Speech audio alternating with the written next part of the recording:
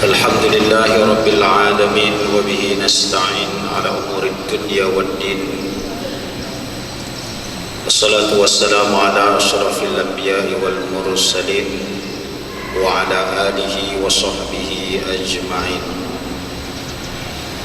رب اشرح لي صدري ويسر لي أمري واحلل عقدة من لساني يفقه قولي.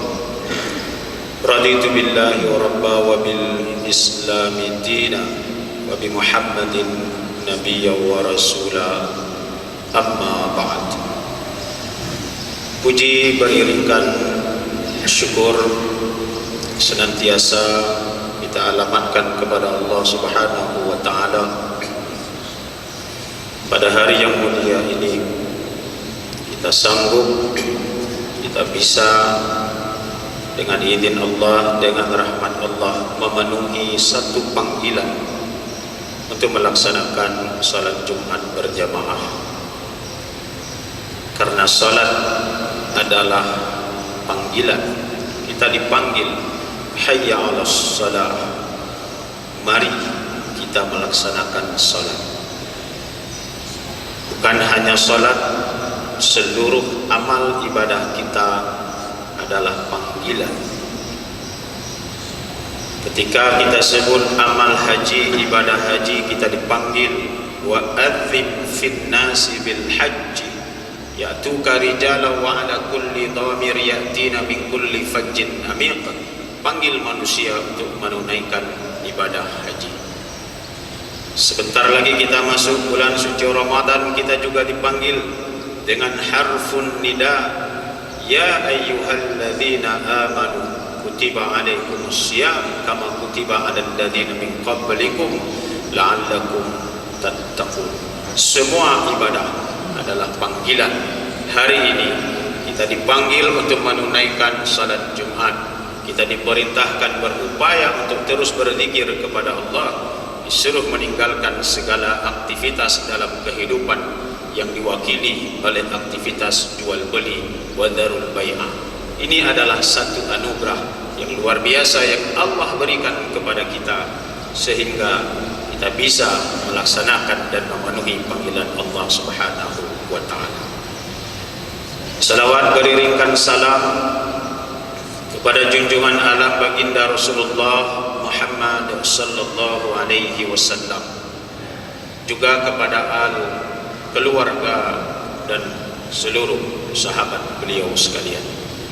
Ta'zim dan takrim yang pertama kepada seluruh perangkat kampung, yang kedua kepada seluruh badan kemakmuran masjid, dan kepada guru-guru kita, kaum alim ulama, tokoh cendekia, tokoh masyarakat, juga hadirin sidang jamaah Jumat rahimakumullah. Mari sejenak sembari terus meningkatkan nilai ibadah kita kepada Allah, menambah kembali ketakwaan kita kepada Allah. Mari kita merenungkan, mengulang kaji, mengambil intisari dari satu ibadah yang hanya tinggal hitungan hari, dari satu ibadah yang hanya tinggal hitungan jam. Kita akan masuk ke dalam satu bulan yang sangat mulia, bulan suci Ramadan. Sangat mulia, melebihi jumlah hari dalam bulan itu sendiri. Kemuliaan Ramadan tidak hanya 29 atau 30 hari. Kemuliaan Ramadan bahkan sebelum datangnya Ramadan, Allah sudah memberikan kemuliaan itu. Man fariha biqudumi Ramadan haramallahu jasadahu 'alan nar. Barang siapa yang hanya sekedar meluapkan kegembiraan, merasakan kesenangan, berbunga-bunga hatinya karena Ramadan akan datang, karena dia ingin segera sampai dan masuk ke bulan suci ini, haramallahu jasadahu 'alan nar. Allah haramkan tubuhnya dari api neraka karena senangnya dia, karena gembiranya dia akan datangnya bulan suci Ramadan. Subhanallah, laparnya belum terasa. Subhanallah, makan minumnya belum ditahankan, baru sekedar menunjukkan dan merasakan dan mengungkapkan kegembiraan, Allah sudah muliakan orang ini dengan mengharamkan tubuhnya dari api neraka. Maka mari kita menyambut Ramadan, tarhib Ramadan, marhaban ya Ramadan, dengan penuh kegembiraan dalam hati kita. Ramadan begitu mulia. Bahkan pernah ada seorang wanita yang sebelumnya tidak mengenal Islam, yang hidup dalam keluarga besar pejabat pemerintahan Inggris, adik ipar dari Perdana Menteri Inggris, namanya Laurence Booth. Satu hari berangkat ke Palestina, berjumpa dengan ibu-ibu di Palestina di bulan suci Ramadan, dan beliau menyaksikan bagaimana ibu-ibu di Palestina ketika negerinya dibombardir, ketika makanan sulit diperoleh, ketika obat-obatan tidak tersedia secara lengkap, ketika rasa lapar masih ada dalam perut mereka, tapi di bulan Ramadan ibu-ibu Palestina masih mau berpuasa. Dan ketika perempuan kafir ini bertanya, kenapa ibu berpuasa? Maka dijawab, kami ingin merasakan penderitaan saudara-saudara kami yang tidak bisa makan, yang tidak mampu makan, yang tidak memiliki makanan, yang merasakan kelaparan di mana-mana. Kami diperintahkan oleh Tuhan kami untuk ikut serta merasakan lapar tersebut. Subhanallah, jawaban ini masuk ke dalam hati wanita kafir ini. Pulang dia ke Inggris, merenung dia di malam hari, disitulah pancaran hidayah Allah masukkan ke dalam hatinya. Lalu kemudian dia mengucapkan dua kalimat syahadat, asyhadu an la ilaha illallah wa asyhadu anna muhammadar rasulullah. Dia mendapatkan hidayah karena mulianya bulan suci Ramadan ini. Maka ma'asyiral muslimin, sidang jamaah Jumat rahimakumullah, mari kita sambut Ramadan dengan penuh kegembiraan. Tentu bukan saja kegembiraan, tapi kita masuk ke dalamnya, kita laksanakan kebaikan-kebaikan yang ada di dalam Ramadan. Allah Subhanahu wa taala memerintahkan kita untuk berpuasa. Kalau kita buka kamus dalam bahasa Arab, puasa adalah as-shaum. Kalau kita buka kamus lagi dalam bahasa Arab, as-shaum maknanya al-imsak, menahan diri. Subhanallah, berpuasa adalah menahan diri dari apa? Makan, minum, hubungan badan. Kita diperintahkan oleh Allah menahan diri dari makan, dari minum, dari hubungan badan. Pertanyaannya, kita siapa? Siapa kita yang Allah perintahkan untuk menahan diri? Karena manusia terdiri dari ruh dan badan. Setiap manusia terdiri dari ruh dan badan. Dan ruh sudah terlebih dahulu ada. Ruh sudah Allah ambil perjanjian di alam arwah. Wa id akhadha rabbuka min bani adama min zuhurihim dzurriyyatahum wa ashhadahum ala anfusihim alastu bi rabbikum qalu bala syahidna. Dan ingatlah ketika Allah mengambil perjanjian di alam ruh terhadap seluruh arwah yang ada. Apa perjanjiannya, ma'asyiral muslimin yang dimuliakan Allah? Alastu bi rabbikum, bukankah aku ini Tuhanmu? Ruh menjawab, bala syahidna, kami bersaksi engkau adalah Tuhan kami. Ruh yang sudah terlebih dahulu ada, sudah beriman kepada Allah. Baru setelah itu Allah menciptakan badan. Allah memproses badan melalui rahim seorang ibu, maka badan pun diproses. Subhanallah, dalam Al-Quran, dalam ayat-ayat yang ada, Allah menjelaskan yang pertama adalah nutfah, air, lalu berubah menjadi mudghah, darah, lalu berubah menjadi alaqah, menempel pada dinding rahim, lalu berubah menjadi 'idham, tulang belulang, lalu idham dibungkus dengan lahma, yaitu daging. 5 proses, itulah proses pembuatan badan dalam perut dan rahim seorang ibu. Yang kata Rasulullah dalam hadisnya beliau, riwayat Abdullah ibnu Mas'ud, 40 hari air berproses, 40 hari darah berproses, 40 hari daging berproses, total 120 hari. Artinya apa? 4 bulan badan diproses di dalam perut seorang ibu. Kalau sudah sempurna, fa idza sawaituhu wa nafakhtu fihi min ruhi, lalu ditiupkan ruh ke dalam badan ini. Inilah badan kita. Tapi dulu Nabiullah Adam diciptakan oleh Allah dari tanah. Wa idz qala rabbuka lil malaikati inni khaliqum bashara min salsalin min hama'im masnun. Ingat kata Allah Subhanahu wa taala kepada para malaikat, aku akan ciptakan manusia, yaitu Nabiullah Adam. Dari apa?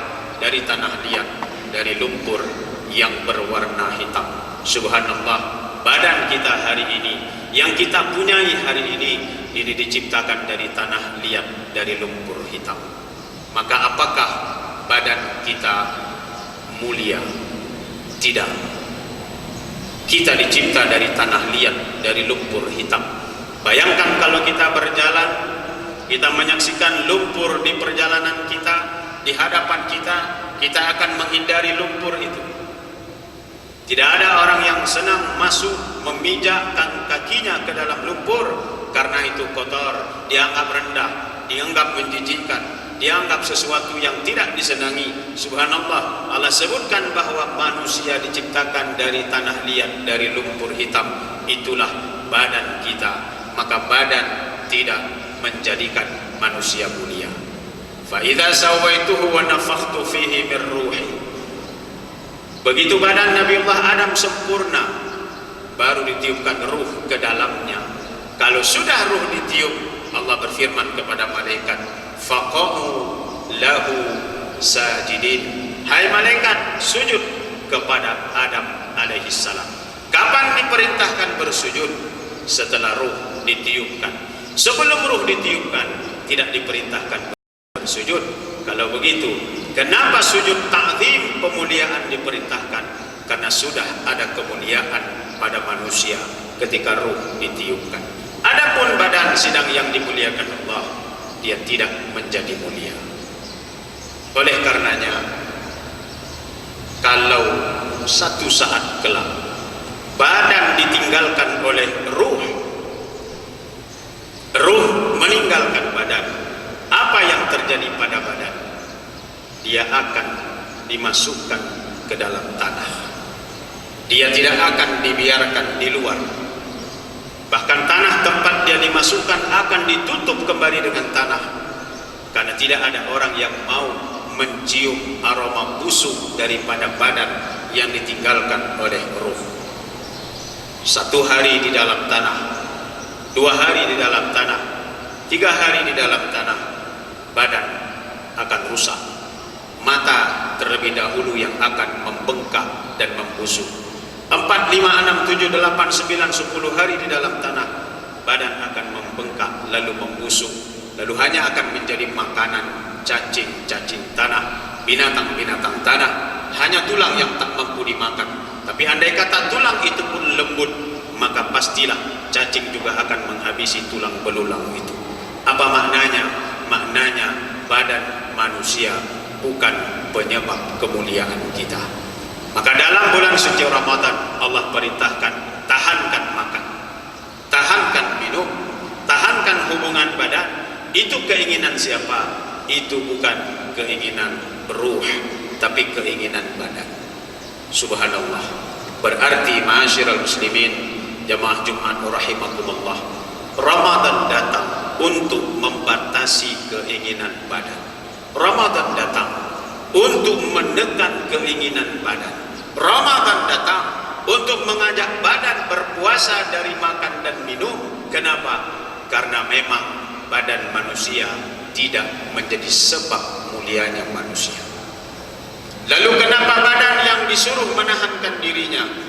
Karena manusia mulia karena ruh, dan ruh tidak bisa naik selama badan diikuti segala seleranya. Ruh tidak akan naik selama badan masih diperbolehkan makan sekenyang-kenyangnya, minum sesuka hatinya. Ruh tidak akan naik selama badan masih diberikan segala kehendak-kehendaknya.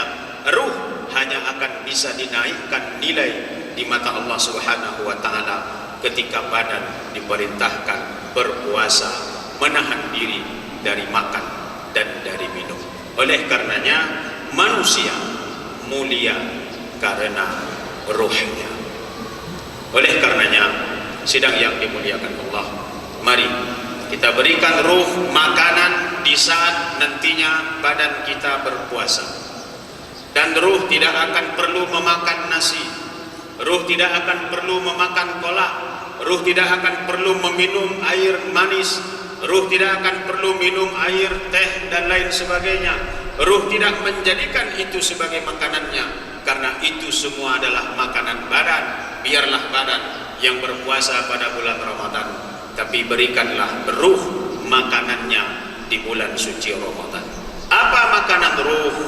Ruh hanya makan makanan-makanan yang mendekatkan dirinya kepada Allah Subhanahu wa taala. Makanan ruh adalah solat. Mari di bulan suci Ramadan nanti kita perbanyak solat-solat kita. Qabliyah subuh yang pahalanya lebih berat, lebih besar, lebih mulia, lebih agung dari dunia dan isinya. Kita salat duha di bulan suci Ramadan, salat yang insyaallah akan memudahkan rezeki kita. Karena kita berdoa setelah salat duha, Allahumma in kana rizki fis sama fa anzilhu. Ya Allah, kalau rezekiku di langit turunkan. Wa in kana fil ardi fa akhrijhu. Kalau rezekiku di dalam perut bumi keluarkan. Wa in kana ba'idan fa qarribhu. Kalau jauh dekatkan. Wa in kana mu'assaran fa yassirhu. Kalau payah mudahkan ya Allah. Wa in kana haraman fatahhirhu. Kalau bercampur dengan yang haram, maka bersihkan dan sucikan ya Allah. Kita di malam harinya salat tarawih, salat tahajud. Subhanallah, apa kata Rasulullah? Siapa yang di tengah malam bangun dari tidurnya, salat dia 2 rakaat, Allah akan ampunkan dosanya, Allah akan kabulkan hajat keinginannya, Allah akan usir penyakit-penyakit dari tubuhnya. Salat kita nantinya itulah makanan ruh kita. Yang kedua, apa makanan ruh? Makanan ruh adalah Al-Quran. Maka mari di bulan suci Ramadan kita mengkhatamkan Al-Quran, memperbanyak membaca Al-Quran dan menyelesaikan apa yang kita mulai dengan membaca Al-Quran. Apa sebab? Ramadan bulan Al-Quran. Bahkan Rasulullah bersabda dalam sebuah hadis, Al-Quran dan puasa memberi syafaat kepada mereka yang membacanya dan melaksanakan ibadah puasa nantinya. Subhanallah, kita berdoa tentang Al-Quran ini. Allahumma ja'alil Qur'anal Karim fil qabri munisa. Ya Allah, jadikan Quran pelembut hati kami di alam kubur. Wa fil qiyamati syafi'ah. Ya Allah, jadikan Quran syafaat bagi kami di hari akhirat. Wa fil mizani rajiha. Ya Allah, jadikan Quran pemberat timbangan amal kebaikan kami. Wa ala sirati nuran wa qahida. Jadikan Quran di atas siratal mustaqim, cahaya yang akan menerangi perjalanan kami. Wa anin nari sitra wa hijaba. Dan dari neraka sebagai dinding yang membatasi. Wa fil jannati rafiqa. Dan di dalam surga akan menemani kami. Yang ketiga, sidang yang dimuliakan Allah Subhanahu wa taala, ruh butuh makanan bernama sedekah. Dan Ramadan menyediakan itu. Subhanallah, barang siapa yang memberi makan orang yang berbuka puasa, subhanallah, pahala yang akan dia dapatkan sebesar pahala orang berbuka. Hari ini kita menyaksikan nantinya di bulan suci Ramadan di Masjid An-Nabawi, di Masjidil Haram, berjuta manusia berbuka puasa di masjid, hasil sedekah, hasil sumbangan para orang-orang yang ingin bersedekah. Dan ada tradisi luar biasa di dalam masyarakat Makkah dan Madinah sepanjang tahun, dari mulai Syawal, Dzulqa'dah, Dzulhijjah, Muharram, Safar, Rabiul Awal, Rabiul Akhir, Jumadal Ula, Jumadal Akhir, Rajab, Sya'ban. Mereka selalu menanti kapan Ramadan tiba. Mereka sudah menabung, mereka siapkan dana mereka, harta mereka, dan mereka di bulan suci Ramadan bagaikan orang tak sabaran ingin segera memperbanyak sedekah, berebut orang-orang di Mekah dan Madinah untuk memberikan infak dan sedekah kepada mereka yang sedang berpuasa. Apa sebab? Karena ini adalah makanan ruh. Subhanallah. Maka sidang yang dimuliakan oleh Allah Subhanahu wa taala, Ramadan datang mengajarkan kita, tahankan keinginan badan. Jangan engkau penuhi hasrat badan, makannya, minumnya, hubungan badannya, tahankan. Untuk apa? Mari kita berikan makanan kepada ruh kita.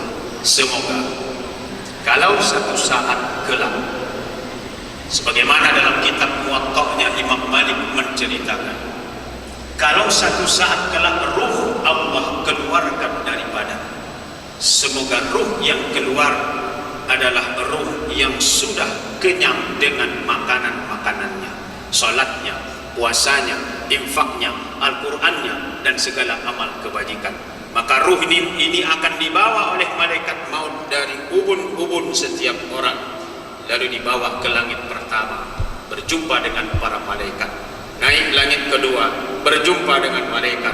Langit ketiga, 4, 5, 6, 7. Dan insya Allah setiap malaikat di setiap langit akan memberikan salam. Salamun qawlan mir rabbir rahim. Langit kedua, malaikat mengucapkan salam. Salamun qawlan mir rabbir rahim. Langit ketiga, malaikat akan mengucapkan salam. Salamun qawlan mir rabbir rahim. Sampai langit ketujuh, satu salam. Barangkali malam Jumat sering kita baca pada surat Yasin, yang barangkali kita coba ulangi ayat ini. Salamun qawlan mir rabbir rahim. Kita ulangi 7 kali. InsyaAllah di langit 1 sampai ke 7 malaikat akan memberikan salam kepada ruh kita nantinya pada hari di mana ruh akan dicabut dari badan kita. Ma'asyiral muslimin, sidang jamaah Jumat rahimakumullah. Pada satu ketika Rasulullah sallallahu alaihi wasallam bersabda dalam sebuah hadis, kalaulah ada orang masuk ke bulan suci Ramadan, lalu dia keluar dari bulan Ramadan, dan pada saat itu dosanya belum diampuni oleh Allah, ini adalah orang terlaknat. Ini adalah orang yang jauh dari rahmat Allah. Ini adalah orang yang bahkan lebih parah dari orang-orang yang merugi. Ini adalah orang yang terlaknat. Kalau Ramadan tiba, dia masuk ke dalam bulan suci Ramadan, dan selama Ramadan ruhnya tidak diberikan makan. Kalau selama Ramadan pintu surga tidak dibukakan oleh Allah untuknya. Kalau selama Ramadan semua dosa-dosanya belum diampuni oleh Allah, lalu Ramadan pun selesai, dia keluar dari Ramadan, subhanallah, Allah akan melaknat orang tersebut. Maka mari kita berlindung kepada Allah dari sebuah keburukan, dari sebuah kesia-siaan dalam Ramadan kita nantinya, sebagaimana hadis Rasulullah sallallahu alaihi wasallam, rubba shaimin laisa min siyamihi illa al-ju' wal 'atash. Berapa banyak orang berpuasa tapi tidak tersisa apapun dari puasanya kecuali hanya haus dan lapar. Fahala tidak dia peroleh, kemuliaan tidak dia peroleh, kebaikan tidak dia peroleh, syafaat tidak dia peroleh. Apa yang dia peroleh? Hanya haus karena dia tidak minum, hanya lapar karena dia tidak makan. Kalau orang dalam puasanya hanya menyisakan haus dan lapar, ini benar-benar orang yang merugi. Kenapa? Karena kalau haus dan lapar bisa membuat orang masuk surga. Kalau sekedar haus dan lapar bisa membuat orang masuk surga, ada yang lebih berhak masuk surga daripada kita karena haus dan laparnya. Kalau haus dan lapar cukup sebagai modal masuk surga. Ada orang-orang saudara-saudara kita di Afrika, di Ethiopia, di mana di sana mayoritas adalah umat Islam, tapi mereka sepanjang tahun, sepanjang hari merasakan lapar, usung lapar. Lihat anak-anak Ethiopia, badannya, tulang-tulangnya nampak kelihatan karena kulitnya terlalu tipis untuk membungkus tulang, karena setiap hari mereka lapar. Di Somalia begitu juga, sampai-sampai memaksa mereka untuk merampok kapal-kapal yang ada melintas di lautan mereka. Mereka merampok, kenapa? Karena mereka dalam keadaan lapar. Kalau surga dan kebaikan hanya diraih dengan haus dan lapar, mereka tentu lebih layak masuk surga karena setiap hari merasakan lapar. Tapi subhanallah, kita berpuasa bukan sekedar untuk belajar bagaimana rasanya lapar dan haus, tapi puasa adalah melaparkan badan kita karena kita ingin memberi makan ruh kita dengan amal-amal ibadah yang semoga Ramadan kita nantinya mendapatkan kemuliaan, diterima oleh Allah Subhanahu wa taala dan melahirkan kemenangan-kemenangan karena kita melawan hawa nafsu yang Allah telah masukkan nafsu itu ke dalam diri kita sebagai ujian dalam kehidupan kita. Semoga menjadi manfaat. Mohon maaf atas segala kesalahan, mohon ampunan Allah atas segala kekhilafan. Mari kita masuk ke dalam dua rukun al-khutbah. Alhamdulillah, alhamdulillahi rabbil alamin.